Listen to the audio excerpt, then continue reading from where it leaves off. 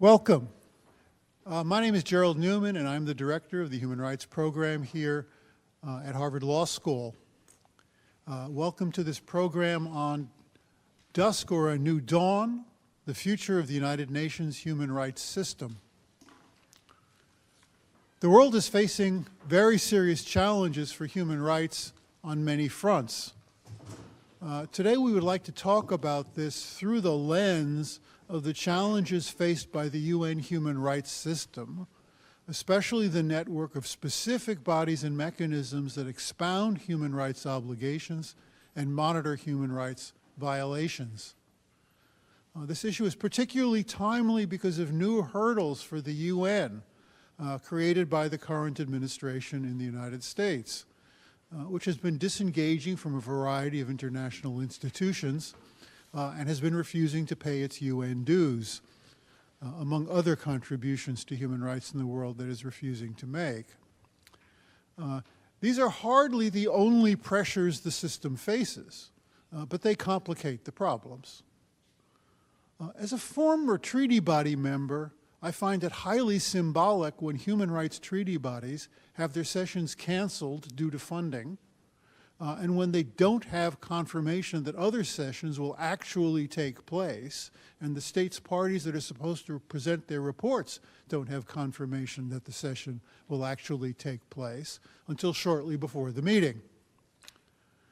That, of course, is at most the tip of an iceberg, and we have a diverse and distinguished panel here to discuss more fully the challenges of the current situation and where it's leading. There are three panelists with long and distinguished careers playing a variety of roles in the international human rights system, and I can only sketch a few of the things they've done. Viviana Krstičević, sitting at the center, is a member of the Independent International Fact-Finding Mission on the Islamic Republic of Iran, established by the Human Rights Council. She's also the executive director of SAHIL, the Center for Justice and International Law, and has a long career of arguing before the Inter-American Human Rights institutions. She regularly teaches at the American University Washington College of Law. Benyam Dawit Mezmur, immediately to my left, has been a member of the Committee on the Rights of the Child, a global treaty body, since 2012. And served as its chairperson from 2015 to 2017. He is professor of law at the University of the Western Cape in Cape Town, South Africa, and has also served on the African Committee of Experts on the Rights and Welfare of the Child, a treaty body of the African Union. And at the other end of the panel, Victor Madrigal-Borloz held the mandate of UN Independent Expert on Protection Against Violence and Discrimination based on sexual orientation and gender identity, one of the so-called special procedures established by the Human Rights Council from 2018 to 2023.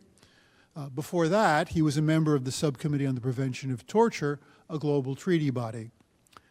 He is currently a distinguished visiting researcher at the Williams Institute at UCLA and a lecturer here at HLS. I'd like to thank our co-sponsors, the Program for Law and Society in the Muslim World, the Carr Ryan Center for Human Rights at the Kennedy School, and the Harvard Human Rights Journal. So having delayed proceedings that much, let's get started. So the first thing I'd like to do is ask the panelists if they would please talk about the challenges that the system, from their perspective, is facing, whether political or financial, and what they are doing in order to deal with these challenges. Could I ask Victor to go first?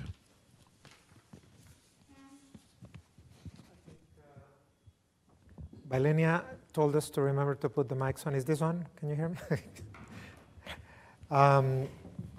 Good afternoon. It's great to be here. It's always such a privilege to share space with you, Jerry, and with the colleagues in the table. I think that the point of departure of any assessment of the current situation would be informed by a brief conversation that Viviana and I had this morning, where I was trying to be very linear about my description of the way the system can be described. And Viviana kind of jumped and said, you're trying to describe things in a very linear fashion. It's actually many processes that coexist. And then I promised to her that I was going to steal all of her ideas that she was sharing with me, which hopefully I won't be doing that. So let's begin describing some of these forces. I think first we need to acknowledge, just so that this is not too pessimistic view, that the human rights line of work, if one can describe it like that, at the United Nations is a history of great success. It is an integral part of the whole project of the post-war, and of course, in my reading, there is an ethical centrality of the Universal Declaration of Human Rights to the very existence of the United Nations. I think like any human process, it followed a number of advances and steps back. I think a key point in this development was the Vienna Conference, where the function of the High Commissioner for Human Rights was consolidated. And I think following that, we can see human rights evolving as two different threads of action at the UN. One is as an evolving set of structures and normative perimeters, one could say. Of course, we know the treaty body development. We know the development of different structures that are meant to work around human rights, special procedures as well. But we also see in the development of those processes, be it UPR, be it special procedures, be it the treaty body structure, we see a constant challenge between understanding human rights as a fundamental part of any work carried out by the organization, and which I think is the right way to understand it and the most progressive, and a political tendency to compartmentalize human rights and to restrict them to Geneva as a place of action. And so I would say that one of the great challenges that I see happening over the last 3 decades in relation to human rights is the expulsion of human rights from the work of development, the expulsion of human rights from the work of peace and security, and the compartmentalization of human rights as a specialized pillar, the third pillar, as is sometimes characterized, taking place in Geneva as a matter of its own. And so what we see today, which is the negation of this pillar by actions that are as clear as the granting of less than 3% of the overall budget of the UN, is, in my view, part of that process of segregation and compartmentalization. When the Office of the Special Advisor of the Secretary General on Genocide was created, it was meant to be having a direct link to the Security Council, for example. That has been eroded constantly in the past. And there's also an erosion that I trace back to instances domestically, such as the torture memos in the United States. There's the erosion of the acceptance of certain sets of obligations that we have always understood, that have been understood in international law as obligations that are absolute and incumbent upon all states. That process of segregation and compartmentalization, I think, has been. We have tried to counter it from very many of the spaces in the United Nations by drawing constantly the contact between all of the area of work of the United Nations. And I think there's a significant opportunity now in the process of UN 80, which is the great process of reform that is brought forth by the Secretary General of the organization. There's only one work program that is related to human rights under UN 80, and that is the program on human rights, Work Plan 9. But I think this represents a possibility to recognize that many of the agencies of the UN carry out human rights work, even though they don't call it like that. So UNDP does a lot of work on civic space. That's, in my view, human rights. UNFPA does sexual and reproductive rights. That's, in my view, human rights. UN Women does gender frameworks. That's, in my view, human rights. So it is possible to understand that we can still rescue that integrality as long as we don't push out the language of human rights, as is, I think, the political will of many of the actors. The other thing that I wanted to mention quite quickly is the second trend. I spoke of human rights as an evolving set of institutions and norms, but there's also the development of human rights as a language, as an evolving language. And I have two examples to use in what I think are significant stories of success currently under enormous strain. The first one is, in general, an area that I have worked a lot, which is the development of gender frameworks in the within the institutions of the United Nations and the doctrine of the UN. As many of you may have heard, the idea of gender frameworks and the UN embracing gender frameworks is the idea of studying gender inequality as the result of a series of stereotypes and roles that are determining the meaning of sex in a given setting, right? And it's a lot more complex than understanding equality simply as equality between men and women. Gender frameworks demand the application of intersectional frameworks that recognize that discrimination and privilege result from many identities, not only sex, and that we all reunite many identities in one body. I think one of the great achievements of the United Nations has been the adoption of gender lenses, and it will not be surprising to you that this enormous achievement is currently under enormous pressure. There are political instructions for the last decade. I remember going to Brazil in a visit and reading in ministerial offices an instruction placed in the cubicles of officers saying, every time you see the word gender, demand that it be changed for equality between men and women. And that is the policy of that government of Bolsonaro, is the current policy of Argentina, is the current policy of the United States, is the current policy of Hungary. The idea of eliminating gender-based frameworks and instead actually replacing them with equality between men and women and sex-based protections rather than gender-based frameworks. This is the type of fundamental challenge that is being raised to the normative evolution of the human rights as evolving languages in the UN. The second one would be my understanding of sexual orientation and gender identity. It's a field that I have worked on. As many of you may know, sexual orientation and gender identity were not explicitly named in the categories of protection in the originating instruments, but they have been part of the evolution of protection from the statement of the Human Rights Committee in the Tunen case in the early 90s. And that area of concern has allowed a significant body of doctrine, not only coming from the independent expert on sexual orientation and gender identity. God knows that that guy doesn't really know what he's talking about. It's me. So it was me, so that's a little joke. It doesn't fall very well in sometimes. But also in the cross-reference doctrine of many special procedures and treaty bodies. And it has allowed the development of a whole body of doctrine and jurisprudence that provides very specific protections for lesbian, gay, bisexual, trans, and gender diverse persons, based very much in the normative and doctrine developments at the UN. That area is also under significant attack right now. Same actors that I mentioned before are now demanding that language relating to sexual orientation and gender identity be suppressed from every resolution of the United Nations. And I expect that over the next 3 years, we are going to be in a situation where that normative parameter, that parameter of doctrine, is going to be significantly challenged by what in my view are regressive interpretations of sex-based protections within the United Nations. Thank you.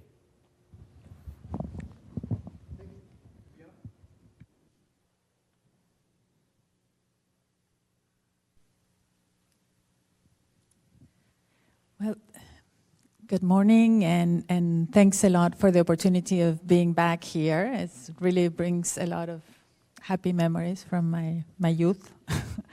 And also, I truly appreciate the opportunity of talking with all of you about the challenges that the UN system has and the broader role that it plays in the project of human rights and human rights protection. And I want to start as well with the point that Victor made so well on the critical role that different mechanisms, organs, mandate holders, field offices of the UN have had in protection issues, in human rights defense, in standard setting, and moving policy agendas to support rights, in supporting democracy and accountability. And that is something that I've seen over the last 2 decades, and I keep on seeing every day as not only as a mandate holder, but also as an activist and a practitioner in the field and in Latin America specifically. I hope that recognition of the value of these mechanisms comes in hand when I make the criticisms and the suggestions for change that I think are healthy and important, so that the UN mechanisms and the overall ecosystem adapts in a manner that is adequate for the challenges that we're facing today. And some of the challenges that the UN system has and that the different mechanisms have are some of the perennial challenges on how do they do the mandate that is set up by the different treaties and resolutions, and how they fulfill those commitments under big political and financial pressures. Political and financial pressures that have had an incredible impact in the workings of the UN and are the byproduct of political decisions by governments that have cut a lot of the international cooperation broadly, and have geared some of that those funds to respond to the different wars and humanitarian crises, but not through the UN path, and to respond to domestic challenges. So we have a situation of the UN that has to do and face these challenges of limitations politically, the need to adapt to the current context. But what is really not normal, and what is not part of the general response of UN organs to these challenges and need to adapt, is the scale of the challenges that the system has. The scale of the cuts in funding, the scale of the political non-compliance and challenge by not only spoilers, but many of the major players that are breaking some of the tenets of international law. And that adds to what's happening domestically in so many of the countries, and what's happening with the erosion of democratic systems and checks and balances, plus the erosion, and we see it in the human rights movement, of the field as a whole, as a byproduct of persistent violence and the use of laws and to smother and silence communities and human rights defenders, and collective processes of protest, plus the lack of funding for those actors. So the magnitude of the challenges and their compounded impact are very, very big. Now, when looking at what that means to different UN mechanisms and to the overall architecture and infrastructure of human rights protection, I will start with what happened with the International Fact-Finding Mission on the Islamic Republic of Iran, just to show you like a tip of the iceberg and one very specific experience. We do essential work, critical work on accountability for a country that has not been scrutinized by most human rights mechanisms by virtue of the government and the state that has not ratified most treaties, and by other factors that has played into limiting the level of knowledge and accountability on human rights violations and crimes against humanity committed by the Islamic Republic of Iran. And so the mandate that this fact-finding mission had, and still, well, it was born of the response to the unlawful death of Gina Mahsa Amini and the protests that followed that, but then it kept on changing the resolution that gave foundation to this mandate to expand to documenting gross human rights violations and crimes against humanity, and we verify information and document events and issue recommendations under human rights law, but also under international criminal law, and identify institutions and individuals that should be investigated and punished, and collect evidence for legal proceedings. All that work has the backing of the Human Rights Council. It seems very important. Well, last year, in the midst of so many things that were happening in the country, we are a team of 3 experts, and we're supposed to have a team of around 15 UN personnel that supports the work of the experts. But for months, we had 3 people that were working full-time. We didn't have, for around 6 months, a translator. We had gaps with our open source investigator. We were severely understaffed to the point of almost not letting us do the work. And you might think, oh, well, this has to do with the limitations that are created by those governments that do not pay their dues in time. And that is a big part of the problem, but part of the problem is also the lack of adaptability of the UN system, that having the money doesn't have some of the processes to make sure that the allocation of resources is aligned with some of the priorities, the political priorities and the needs that are critical to respond to the mandate. Now, this is just one part of the problem of, one of the examples of the limitations on how the UN responds with the political limitations and the financial limitations to the working of a human rights and accountability mechanism. But there are also very profound limitations that take you a step back, and those are limitations that have to do with how we work. Most mandate holders, we have a lot of responsibility, but we do the work pro bono.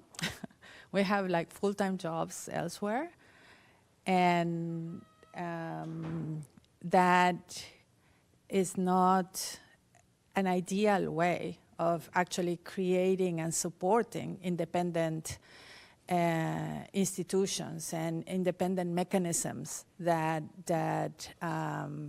do the important work that the UN has mandated, and they're not the thinking on how the resources are allocated, how those organs are staffed, how people are protected in the development of those mandates, for example, against reprisals, against security concerns, is really much worse than the one that we have in NGOs, I have to say. It's quite shocking when you are part of those institutions to see the incredible limitations of the workings of some of these mechanisms, or most of these mechanisms, that require a profound rethinking of the functioning and the allocation of resources and the paths to having people accessing those spaces in conditions of equality and then supporting the development of those mandates in a manner that is not, that doesn't create incredible gaps that prejudice oftentimes women and people in the global south that cannot access and sustain some of these positions. And well, don't get me started there. But I also think that Why not? yeah, no, because I don't want to lose perspective that what we thought that was critical in terms of who were the main players and supporters of human rights were states, and were states at the federal level. And we, in order to really think about the Human Rights Project, we also have to rethink the ecosystem that, and the purpose and the tools and the actors and the focus that is relevant for the time that we're living now. And that's part of the discussion that I wouldn't want to miss, because some, in the Americas, we have a profound problem with violence and illegal networks and criminal networks, but we also have critical problems with, and I think this is a worldwide phenomenon, with the lack of effective and adequate regulation of key spaces that enable violence, but also can enable rights, like, I don't know, social media or the use of artificial intelligence. And so there are other actors and other issues that are very critical to the Human Rights Project that do not necessarily have the space that needs to, I don't know, the space, the mechanisms, the focus that we need to have in order to deal with the consequences that those groups, factors, dynamics have for people on the ground, for communities, for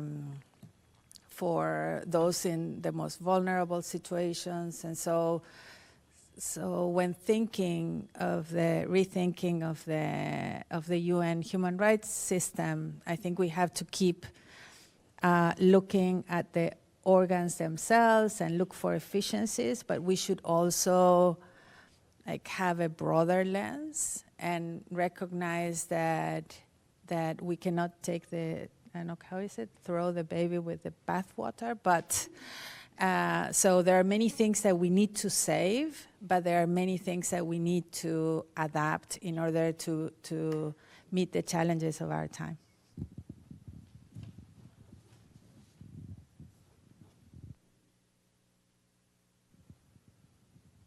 Thank you. Just as a clarification of something that you said, I just want to mention for the audience's sake that all these mandate holders, treaty body members, independent experts, these are highly distinguished experts who donate their time to the work that the UN is doing and have to support themselves by having a different kind of job.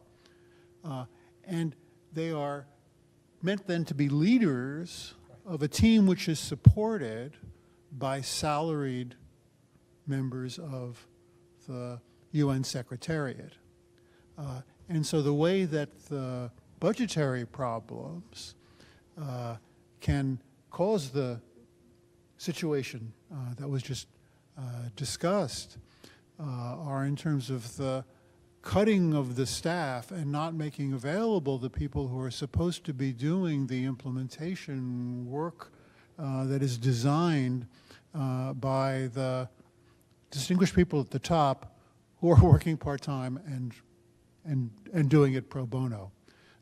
That's the situation, in case any of you aren't familiar with it. And Jerry, you know that at the OAS, members of the Commission and the Court of Human Rights and members of these like special mechanisms of investigation, like the one that I'm participating at the UN, they are paid.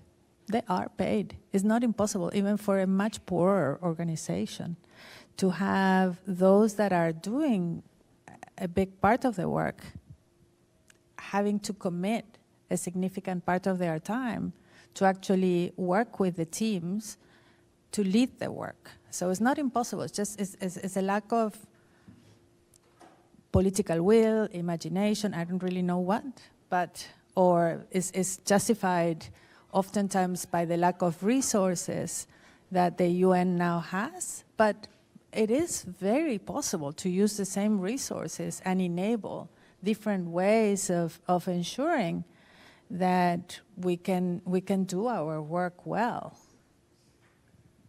And I'll say it is worth being explicit, as you were briefly, about the fact that for somebody like me, donating my time and serving on a treaty body, having access to the fantastic library of the Harvard Law School, having access to research assistants if I want them, and so forth, it's easy for the people in the highly developed states to perform the work. They are, however, not supposed to be dominating all the work of these bodies. They're supposed to be representative of the world, and not all the members have the access that comes when an academic like me is able to serve on one of these bodies, for which I'm, of course, extremely grateful, but I don't want to deny the criticism. Sorry for the delay. Ben, no worries. Thank you very much. It's a pleasure to be here. If you see a smile on my face, it's not because of the content of what I'm going to say. It's predominantly because of the fact that I'm always happy to be back here. I had the privilege to spend almost 1.5 years sabbatical a couple of years ago and work with excellent people like Michael Stein at the back, Professor Jerry Newman here on my right, but also benefit from the fantastic facilities that are available here. That's why I'm excited. But it's obviously a pleasure to be sharing some thoughts on this important point. Now, what I plan to do is, as was already highlighted, my main area of expertise is on children's rights.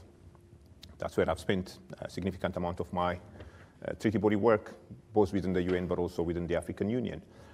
But I want to start by painting a picture first and let some numbers speak for themselves, as I often say. What does the child rights space look like? Are children that are born today better off in terms of rights, in terms of well-being, in terms of being able to give life the best shot that they can give it, than, for instance, children that were born in 2019? I don't want to look as far back as 1989, when the Convention on the Rights of the Child was adopted. That's many years ago. So if we're really genuine about measuring progress, we should be looking at progress maybe in the last 3 years, in the last 4 years, not in the last 35 years. Now, so the question, is a child better off in terms of rights, a child born today, than a child that was born 5, 6 years ago? I'm not terribly sure. Because if you look at some of the numbers, sometimes it's very easy to frame this child rights conversation as being a conversation of the global south, that the challenge that we actually talk about are predominantly concentrated on sub-Saharan Africa and Southeast Asia, that the developed world actually has anything to do with this, but that's not the reality. In fact, if you look at some of the data that has been coming out, OECD-related data, looking at mental health, in terms of physical health, in terms of skills, this very country was ranked one before last in those 3 categories that I just mentioned. You look at child poverty, If you were to compare data between 2013 and 2023, you can see that there are countries like France, Switzerland, the United Kingdom, where child poverty actually increased by 20%. These are rich countries, but being born in a rich country does not necessarily guarantee you that you will benefit from some of the boon that would ideally you would benefit from. Now, few other data. In 2024, the world lost an estimated 4.9 million children before they celebrated their birthday. That's almost like 9 times more than the population of Boston. 2.1 million children died among older children because of a number of reasons. 400 million children that are globally living in poverty. And we still believe that it's a much more prosperous world than it was last year, surely than it was 4 or 5 years ago. 650 million girls and women are alive today that were married before their 80th birthday. Sexual violence is a reality for many children in different corners of the world. 72.6 million girls and 60.9 million boys in 2024 faced sexual violence. Disability, roughly 240 million children with disabilities, but 49% of them have not had even a single opportunity to go to school. That's the world, the child rights world that we live in. You can talk about migration, 2024-2025, an estimated 37 million to 48.8 million children globally classified as forcibly displaced or international migrants. We can talk about the climate crisis that we say is indeed a child rights crisis. And if you look at armed conflict, where do I start? And where do I stop?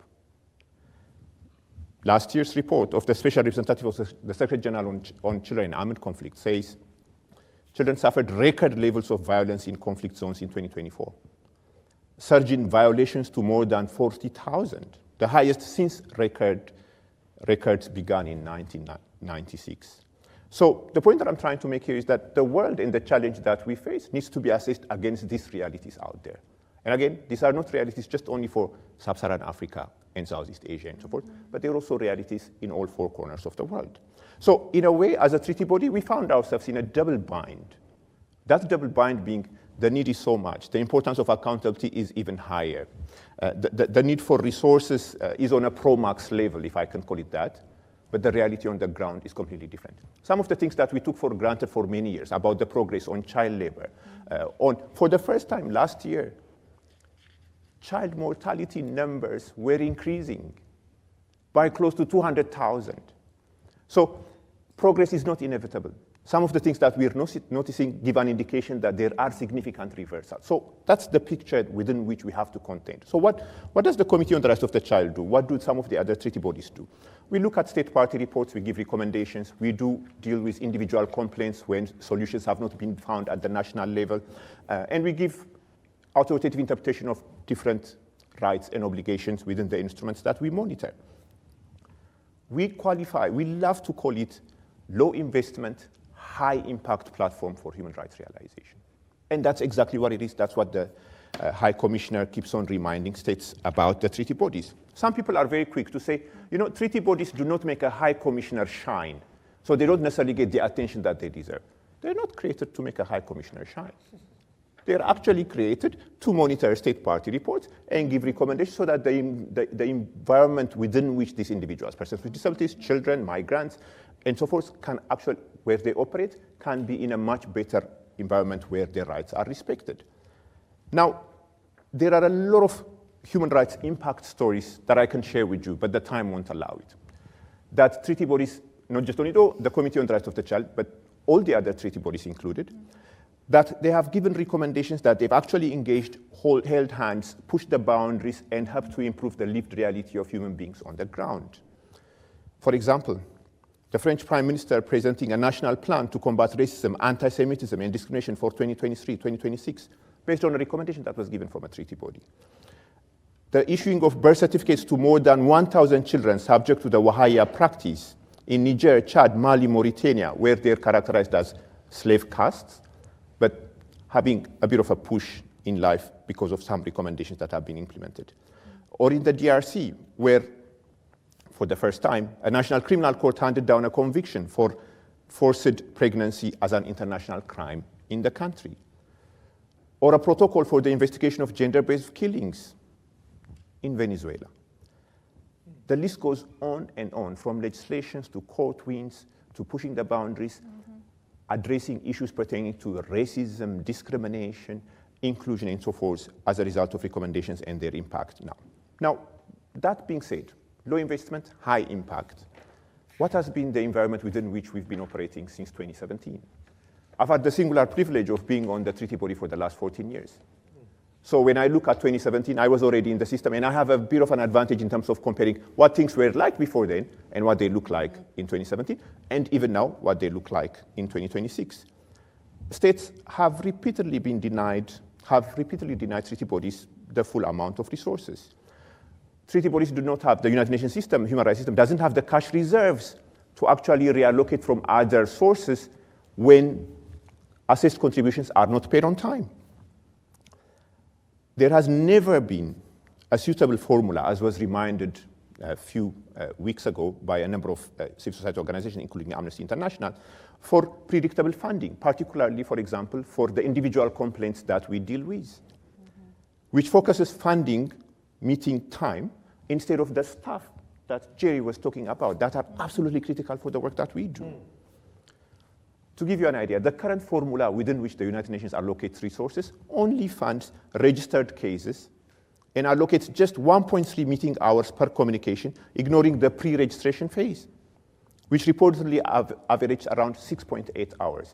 When you come to children, we deal with individual complaints that have actually been prepared by children themselves. That actually requires a much more detailed engagement and time than would, in the ordinary course of things, complaints from adults. Again, the list is long. What has been the impact? Children have been excluded from the processes. State parties not reporting on time. The backlog building and the issues not being addressed in a timely manner. A submission again last month to the Secretary General said by Amnesty International and a few other organizations, in 2025, 65 civil society organizations engaged with the Committee Against Torture, compared to 111 in 2025. The first one was in 2024. Human Rights Committee, 220 civil society engaged in 2024, but only 94 in 2025.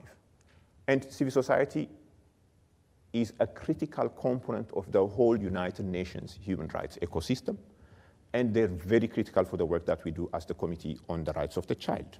So the funding crisis is not just only a financial crisis. It's a crisis that is having significant effect on the lived reality of children, women, persons with disabilities, migrants, and so forth, on the ground. Now, there are some political pressures that were highlighted by my previous two speakers, and I'll end here by mentioning a few of those. The Human Rights Council just ended yesterday, I think. Quite a number of the controversial issues that the Council deals with remain to be relatively controversial issues within the treaty body system, including within the UN Committee on the Rights of the Child. For example, how do you interpret reservations? What should be the definition that we attach to human rights defenders, which still in 2026 is very controversial. The points that Victor was making earlier, the minimum age, what is an appropriate age, sex education that countries would agree with? That remains to be controversial. The notion of no mother should die while giving birth is very controversial because there are still a number of states that actually say you are loading it with issues of abortion and so forth. So we're actually going to have significant reservations about that. To address quite a lot of these issues, the human rights treaty bodies need more time, not less time. They need more partnerships and not less partnerships, more inclusivity and not less inclusivity. While I'm on the issue of inclusivity, and a final point, we have had a process within the UN system, the United Nations office in Geneva, where sign language and so forth and reasonable accommodation was provided to the UN Committee on the Rights of Persons with Disabilities. Even that has faded into the background. So when we talk about pushing the boundaries in implementing these instruments to their fullest and monitoring their implementation at the national level, we're not going to be able to do it without making sure that those from the global south, those that are excluded, those with persons with disabilities, those civil society organizations that are critical to the process have been made central to the process.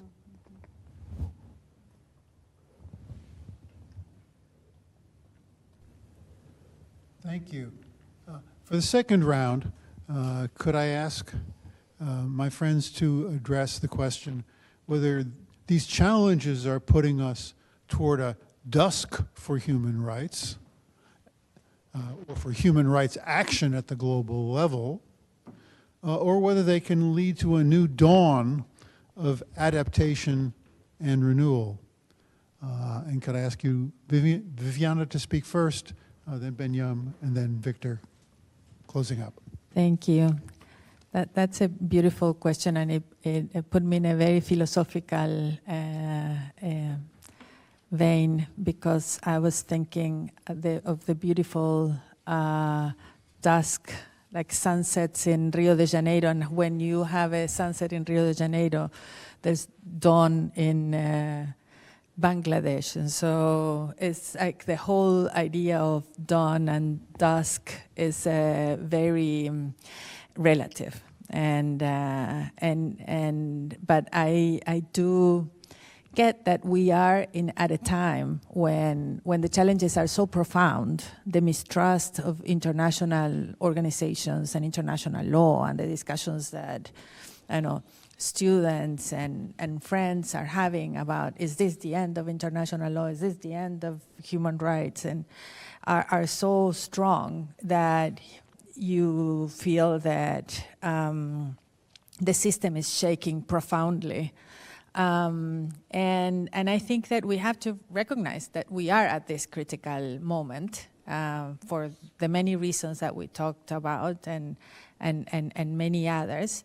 But there's no linear path, and the game has not finished. The path to withering, renewal, adaptation, regeneration will depend on many factors and will be the result of many actions and inactions of different players. And I always think of international human rights law in practice as a multiplayer game.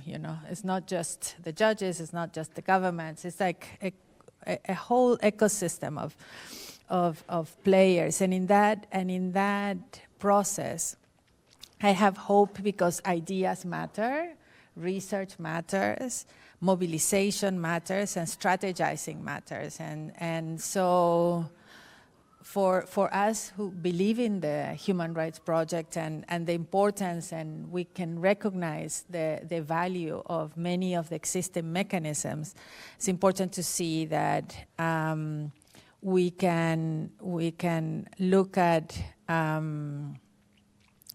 how seen from the receiving and amplifying end of the human rights mechanisms, from academia and human rights activists and practitioners, we can have some influence in the course of what's happening. Now, some of the challenges are happening at different levels, and I think there are parallel discussions that are happening, and some are not necessarily intersecting, but they give us opportunities to respond and to work on the possibility of coming out of this period on a better footing, or in a footing that is more pertinent to the challenges that we're going through. States will be choosing the new Secretary General of the UN in the coming months. There's a big discussion about whether that should be a woman. Is the turn for Latin America? Will it be a woman from Latin America? Will it be somebody from Latin America? What should be the profile and the agenda of the potential candidates, and what role human rights will play in that agenda is part of the discussion that is happening right now, and that we can push further. At this juncture, there are also discussions on the potential reform of the Human Rights Council that require attention on streamlining of some of the special procedures and making them more efficient. I don't know, like making some disappear, joining, or resolving some of the overlapping functions of different mechanisms. There are perennial tensions on competing mandates and the role of the leading or supporting role of the High Commissioner's office for some of the processes. The renewal of the High Commissioner, who is at the end of this year, and probably he will be reelected, hopefully. The UN 80 process, this whole process of reform that Victor was referring to, and the discussions around funds for humanitarian endeavors and peace, which are having a very strong impact on several key situations that challenge, I don't know, human rights and the conscience of humanity. And some of these spaces are also replicated in the regional systems. I think that the regional systems of human rights protection have also been going through some rethinking. I think in the Inter-American system, we are in an incipient process of rethinking and readjusting of the human rights protection system that promises to be pretty tough this time around.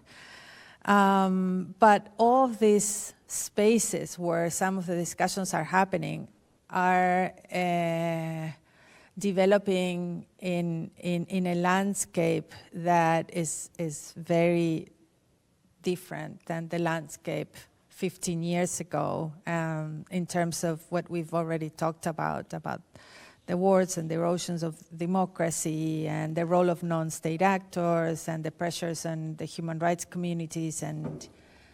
But I think that because of the dimensions of the problems that we're facing, those being wars or the climate emergency that is so present for many of us, or migration or technology, many of the problems that we have need international law, need international structures, and need human rights law, and need human rights structures. They need spaces that can recalibrate, solutions and judge and establish, what's right and wrong.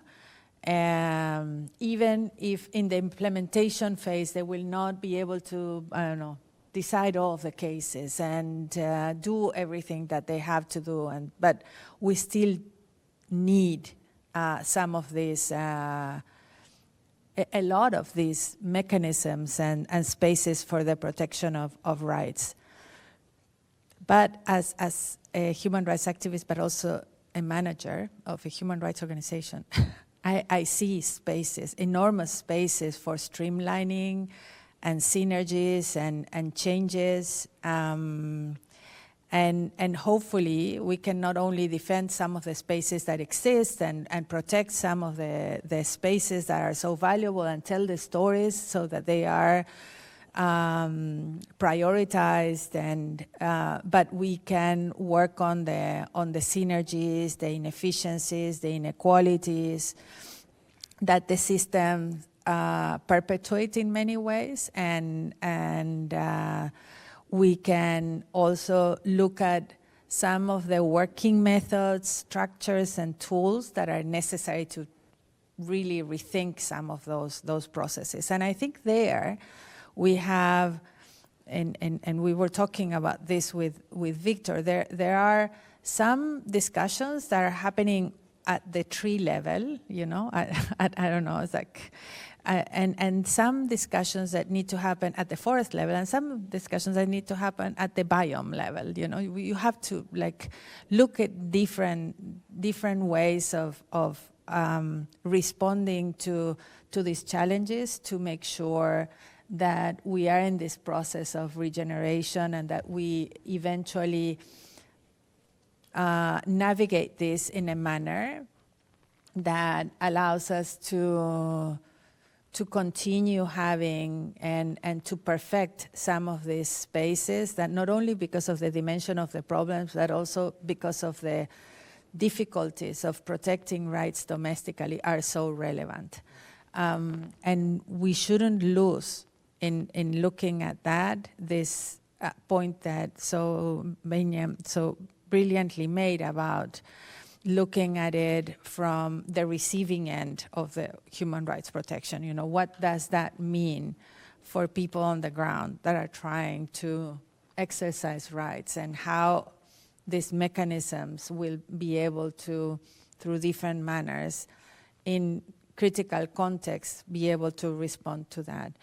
And that gives me to one final point, which is my solidarity with the human rights victims and the people of Iran, because if I have to say that one of the difficulties that we had and one of the big challenges that we had with the development of the mandate is that many of the mandates are thought through looking at the infrastructure of the mandate, but not necessarily the partnerships that support the work and that give direction and that give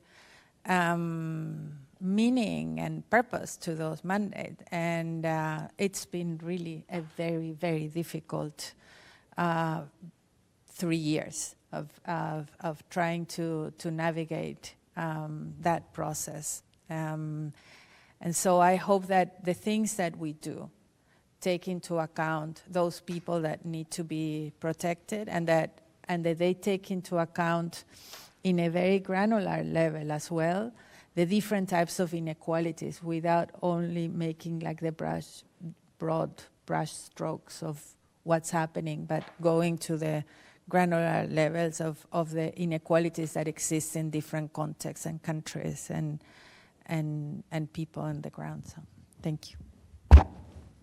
Thank you. Benya?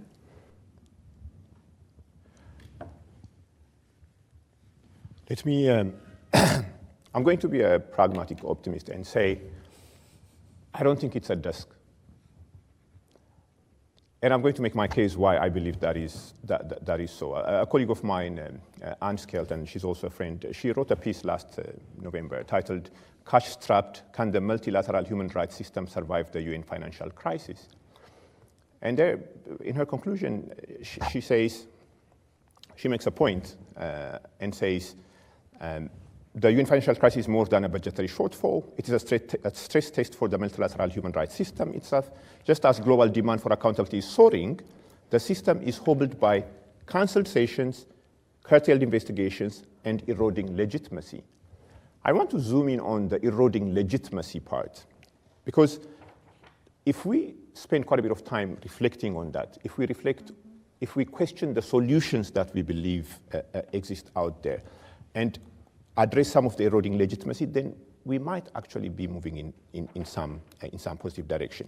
Now, a few points on the eroding legitimacy. I think it's no longer feasible for the global north to significantly lecture the global south. I don't think any corner of the world currently has that moral high authority about what should be human rights. If you look at the unilateral coercive sanctions conversation at the Human Rights Council, if you look at the conversations on the right to development, on a number of economic, social, and cultural rights, and so forth, you can see that there are significant lackings in relation to the global north as well. So it has to be a conversation to a certain extent between equals, and that will help us to question the solutions. We also, treaty bodies, other mandate holders, we also need to look at some of the criticisms that we are getting very closely.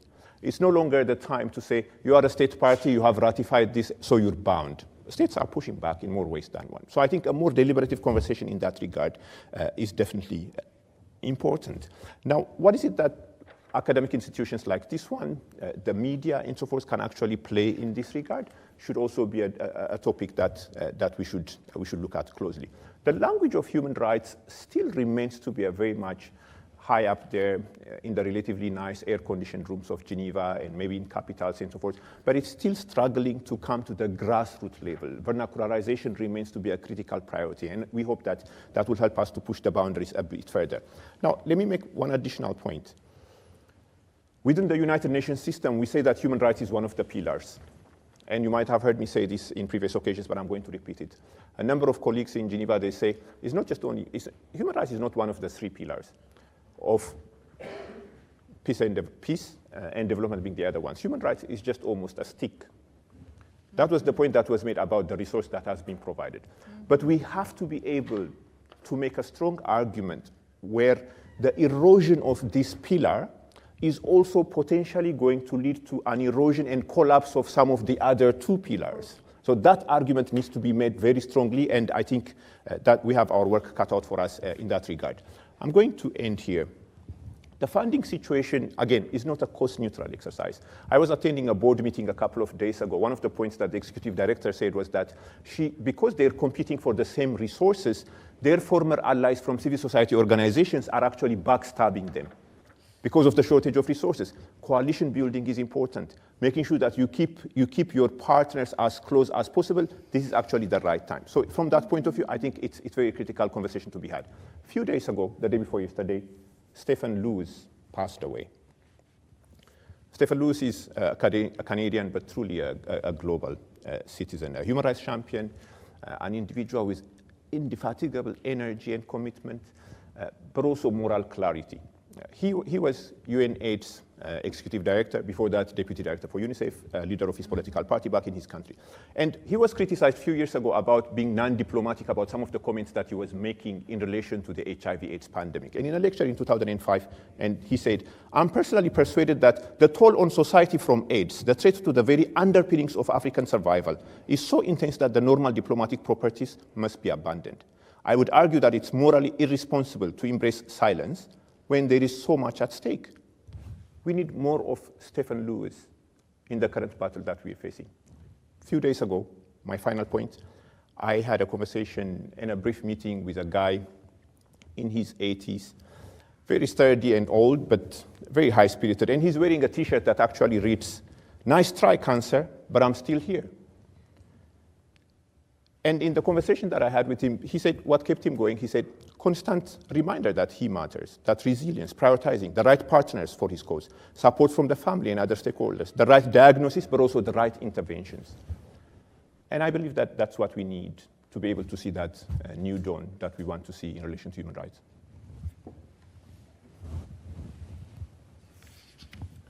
Thank you. I'd now like to take questions from the floor. And in doing that, I need to caution you that this is being recorded and streamed.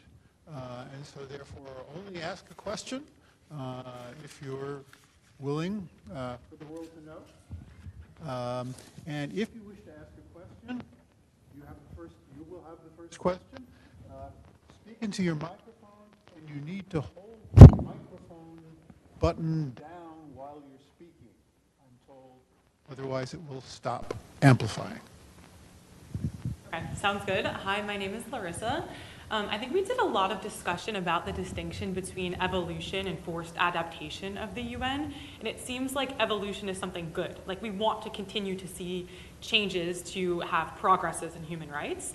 I was wondering if on the flip side, do you think there's ever a need for forced adaptation? Because I think we talked a lot about resource constraints and how that's a form of forced adaptation that is clearly not having good effects, but do you think there is a need for forced adaptation in any way? And can it have beneficial impacts as opposed to just negative impacts? Anyone? Larissa. I think transformation of the UN is inevitable. I think, what's the expression when an unstoppable force meets an unmovable object? I think we are in a situation where unstoppable forces are meeting unmovable objects, and I think the UN current challenge is its inability to significantly transform with the speed that it's necessary to make a case. When it comes to the human rights system, I think that we are witnessing a dusk, and the dusk is the system as we know it is never going to be the same. The transformation is inevitable, and we are facing gravitational forces for redefinition of language and for redefinition of institutions. Now the question is whether the language that is going to emerge is going to be the language of natural rights, which is, I think, part of the proposition of certain political forces at the moment.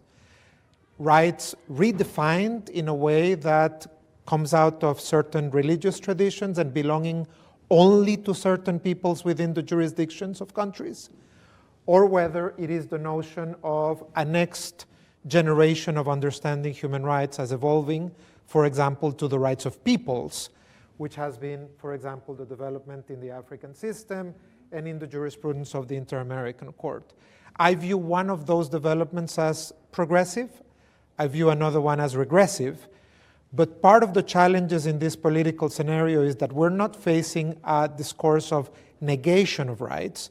We're facing a discussion in which it is contended that adoption, for example, of that, in my view, more restrictive framework of natural rights is a progression, right? It's like when we speak about sexual and reproductive rights as contraposed to the rights of the unborn, right? And so the question is, what is evolution, and so on and so forth. The other point that I wish to very quickly make is all of us who are in the system know that the system needed reform. The UN system is elitist. You need to speak certain languages to be able to get there. You need to have resources in order to get there. And then you need to have the ability to, for example, litigate things strategically. Communications before the treaty bodies take 6 years to be resolved. So you really must not be in a hurry to have an answer if you wish to make recourse of the system. So we all knew that it was necessary to reform the system, and we were pushing for that reform. But this is where the unmovable object part comes into play. The UN really has shown an inability to reform itself quickly. Jerry and I were having a conversation a few weeks ago about UN 80. And I don't know, I assume it was me who said that my fear was that it was going to be a Honey, I Shrunk the UN kind of situation. You're too young probably to know this movie, but it's a movie where a man shrinks his children to just become exactly the same thing, but smaller. And I think this is what's happening with the UN. It's being starved, but instead of significantly using that as an opportunity, it's actually just reducing its size, but exactly the same way. And that's my worry. My hope is that we will be able, along with universities, civil society, to motivate significant change. The High Commissioner is convening a global alliance for human rights. That global alliance should include universities, should include thinkers, should include all of you. And I'm very much hoping that that will give him some ideas as to how to move the system in a way that really answers and moves what in my view is progress is moves the system towards social justice rather than what I view as regressive involutions. I suspect we could spend the rest of the time giving 2 more answers to the question, but maybe there are other questions on the floor, from the floor. Yes, in the back. Again, please hold down. Hi. Is that Anna? Hi. Hi, Anna Crow from the International Human Rights Clinic. I think something we've been talking about internally is a bit to your analogy, which I thought was excellent, of the trees versus the forest versus the biome, how many of us are specialized as people. We're people who interact well with the trees, not so well with the forest, and not at all with the biome. And the skills that we've developed as lawyers are best suited for that very specific interaction with specific institutions.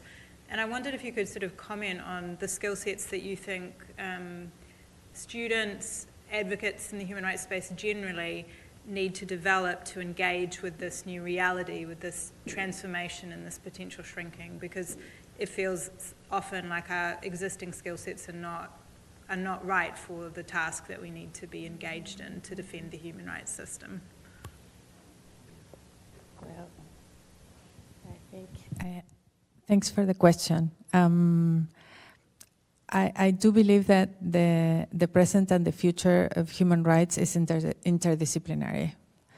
I think we lose too much without some of the tools that come from history and sociology, but also that come from data science and statistics. And in order to think through some of the problems, we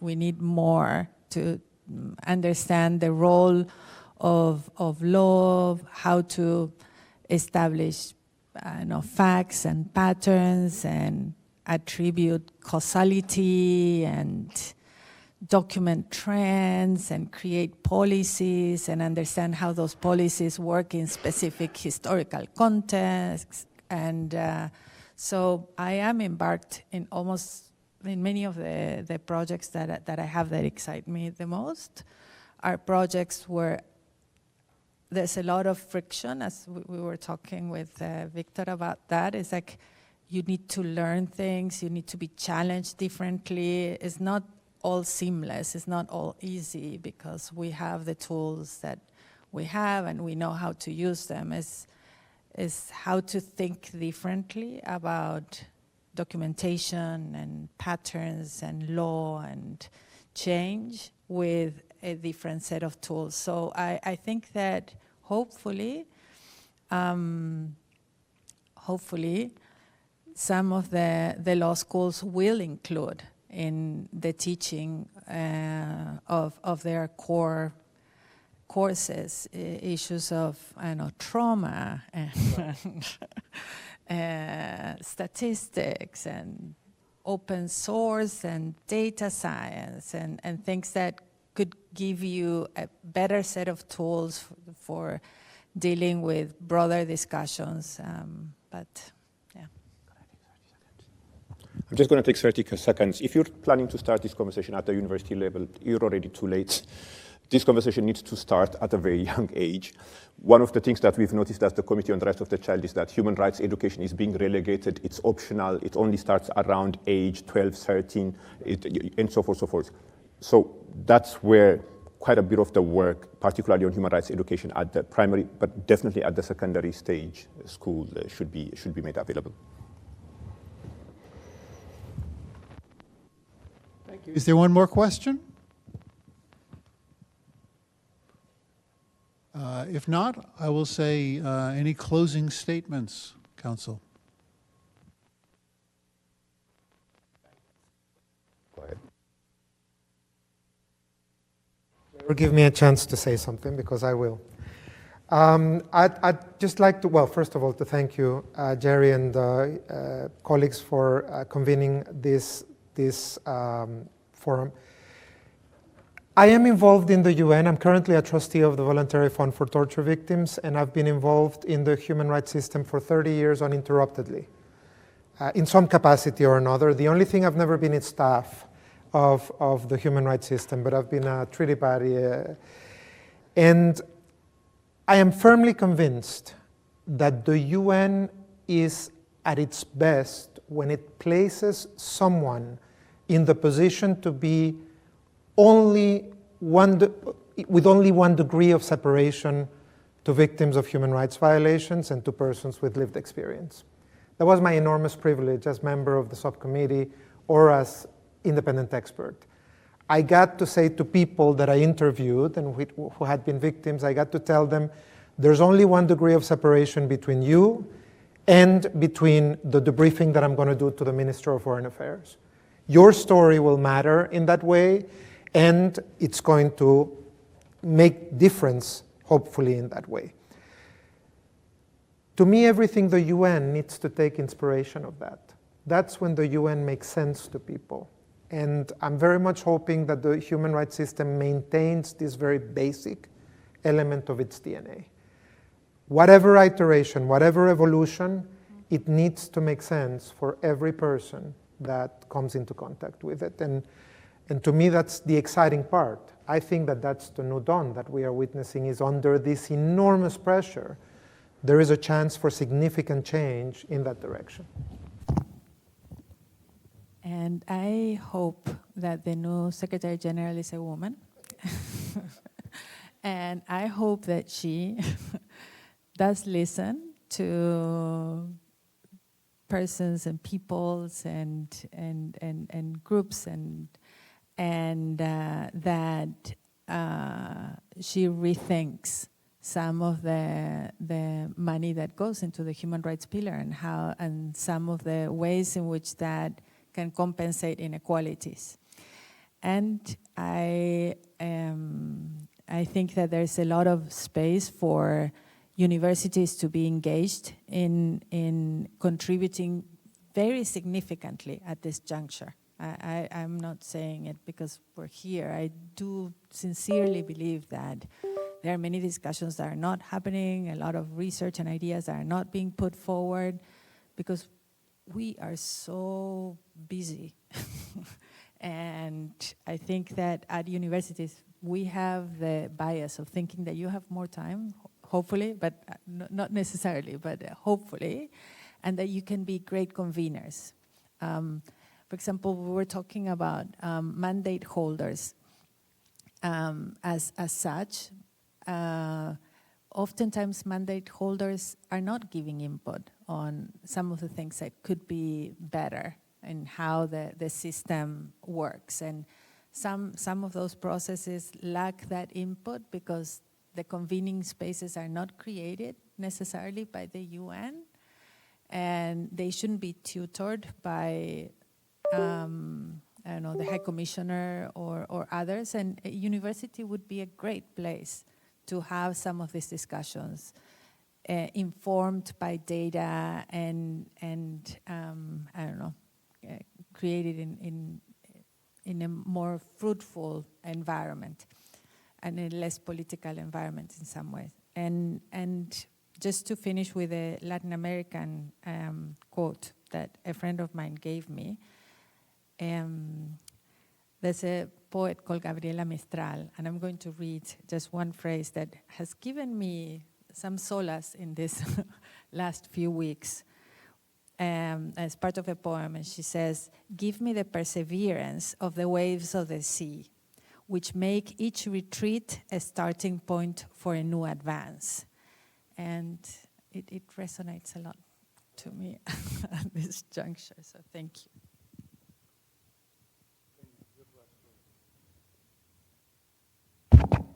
Thank you very much. I agree with both points that were made.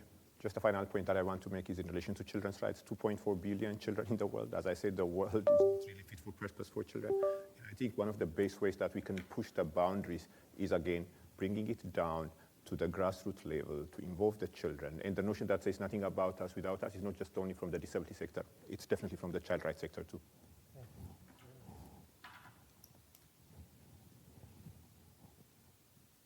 Thank you to the panel. Thank you to the audience. Thank you to the internet audience. Please join me in thanking the panel.